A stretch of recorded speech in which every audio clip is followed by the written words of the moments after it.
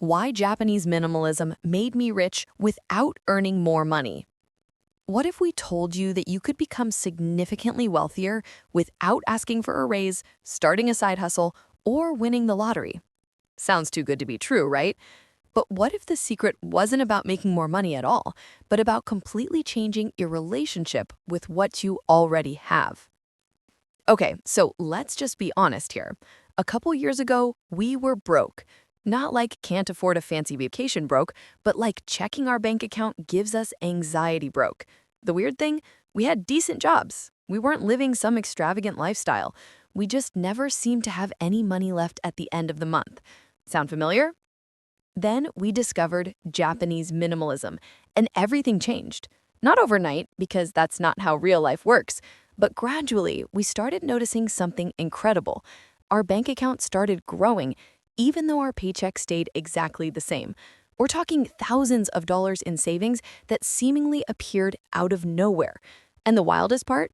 We felt richer than we ever had, even back when we were spending everything we earned. Japanese minimalism isn't what you might think it is. It's not about living in an empty white room with nothing but a floor cushion. It's actually this really thoughtful approach to life that the Japanese have perfected over generations. And when we actually understood what it meant and started applying it, our whole financial situation flipped around in ways we never expected. What Japanese minimalism really means. So before we dive into how this changed our finances, we need to talk about what Japanese minimalism actually is, because there's a lot of confusion around this. When most people hear minimalism, they picture those Instagram accounts with completely bare homes that look like nobody actually lives there. That's not what we're talking about here at all. Japanese minimalism comes from a much deeper place. It's rooted in Zen Buddhism and traditional Japanese aesthetics, where there's this beautiful concept called which basically means the space between things. The Japanese understand that emptiness isn't just the absence of stuff, it's actually something valuable in itself. That space allows you to breathe, think clearly, and appreciate what you do have. There's also this principle called kanso, which means simplicity or elimination of clutter. But it goes beyond just throwing things away. It's about keeping only what's essential and what truly adds value to your life. Every item in your space should have a purpose and ideally bring you some kind of joy or peace. When we first learned this, we looked around our apartment and realized probably 70% of our stuff didn't meet that criteria at all. Another key part is this idea of quality over quantity that's deeply embedded in Japanese culture. Walk into any traditional Japanese home, and you'll notice they might not have much, but what they do have is usually really well made and beautifully crafted. They'd rather save up for one amazing knife that'll last 20 years than buy cheap ones they have to replace constantly. This mindset shift alone changed how we thought about every single purchase. The moment everything clicked.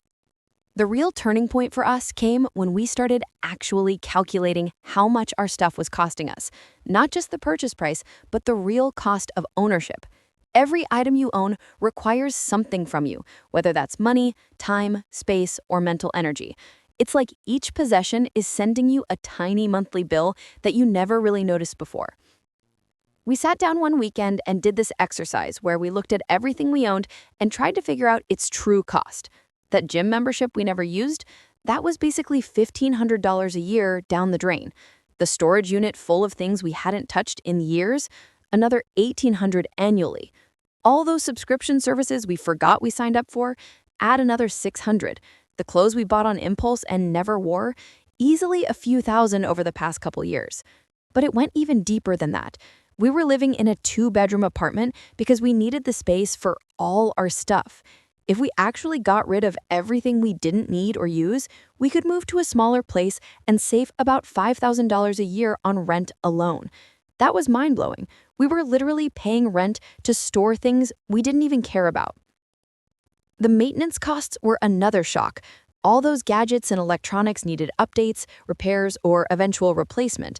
our car that we barely used because we lived in a walkable neighborhood, insurance, maintenance, parking, and depreciation were costing us around $4,000 a year.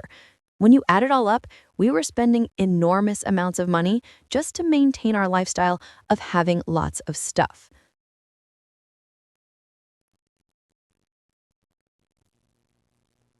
Making the actual changes. Once we saw the numbers, we couldn't unsee them. So we started making changes, but we did it the Japanese way, which means thoughtfully and gradually. The first thing we tackled was this concept the Japanese call Danshari, which is basically about refusing unnecessary things, disposing of excess, and breaking attachment to possessions. We started going through our stuff room by room, but we didn't just randomly toss things. For each item, we asked ourselves if it served a clear purpose in our current life. Not if it might be useful someday or if we paid a lot for it, but right now, today, does this thing add value?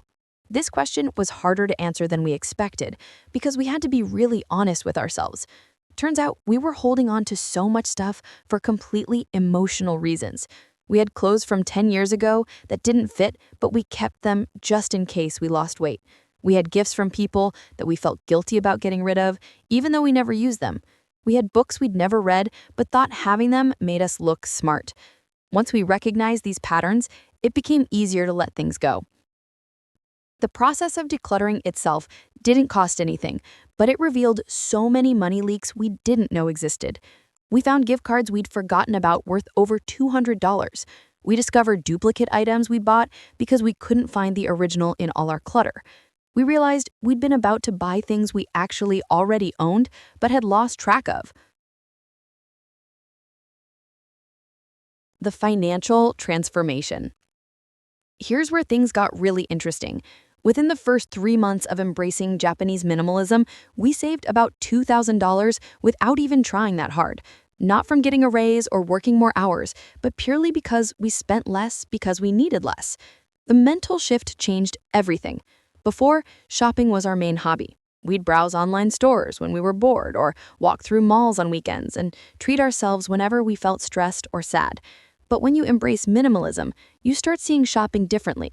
Each purchase becomes a serious decision rather than casual entertainment. We stopped buying things impulsively. Instead, we started using this Japanese practice of waiting before purchasing anything non-essential. Usually, we'd wait at least a month. And you know what's crazy? Most of the time, after a month passed, we either completely forgot about the item or realized we didn't actually want it anymore. That saved us an absolute fortune in impulse purchases. But the savings went way beyond just buying less stuff. Because we had less, we needed less. We moved to a smaller apartment that was actually nicer but cost way less because it was more efficiently sized. We got rid of our second car since we really didn't need it. We canceled subscriptions and memberships we weren't using. We stopped eating out as much because our kitchen was now clean and pleasant to cook in rather than cluttered and stressful. Even our utility bills dropped because we had fewer electronics plugging away, using energy. Our insurance costs went down because we had less stuff to insure. We weren't constantly replacing broken cheap items because the few things we did buy were quality pieces that lasted. Every single area of our budget improved, and it all happened naturally as a side effect of owning less and being more intentional. But here's the part that really surprised us. The financial benefits were just the beginning. We started feeling genuinely wealthy in ways that had nothing to do with our bank account, though that was definitely growing nicely. Having less stuff meant our home was cleaner and more peaceful. We weren't spending our weekends organizing closets or searching for lost items. Our minds felt clearer because we weren't constantly surrounded by visual clutter demanding our attention. This mental clarity actually made us more productive at work and better at making decisions overall. We had more time and energy for things we actually cared about. Instead of shopping or managing our possessions, we were cooking real meals, reading books from the library, taking walks, spending quality time with friends. These activities cost almost nothing, but enriched our lives way more than any of the stuff we used to buy ever did. The Japanese have this concept called ichibo ichi, which means treasuring every encounter because it will never happen again exactly the same way. When we stopped chasing material things, we started appreciating experiences more. A simple dinner with friends felt more valuable than it used to. A walk in the park on a nice day felt like a luxury. We were finding wealth in moments rather than in things. The lasting impact. Fast forward to now, and we have more money saved than we ever imagined possible on our current income. We're not talking about being millionaires or anything dramatic, but we have a solid emergency fund, we're investing for the future, and we never stress about money anymore, all without earning a single dollar more than we did before. The Japanese approach taught us that being rich isn't really about how much money you make. It's about the relationship between what you earn and what you spend. And even more importantly, it's about what you value.